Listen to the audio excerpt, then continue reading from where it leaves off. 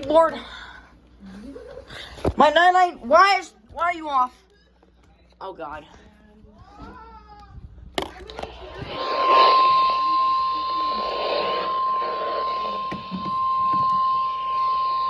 Urgent weather message. The National Weather Service in Cleveland has issued a severe thunderstorm warning for southern Summit County in northeastern Ohio until 5:30 p.m. Eastern Daylight Time. At 5 p.m. Eastern Daylight Time, a severe thunderstorm was located over Mogador near Akron, moving east at 45 miles per hour.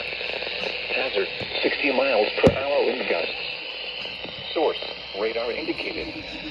Intact, expect damage to trees and power lines. Locations impacted include Akron, Cuyahoga Falls, Kent, Barber Town, Greene, Talmadge, Mogador, Stowe, New Franklin, Norton, Monroe Falls, Lakemore, Clinton, Portage Lakes, and Uniontown. For your protection, move to an interior room on the lowest floor of a building. Repeating, a severe thunderstorm warning has been issued until 5:30 p.m. Eastern Daylight Time for the following counties: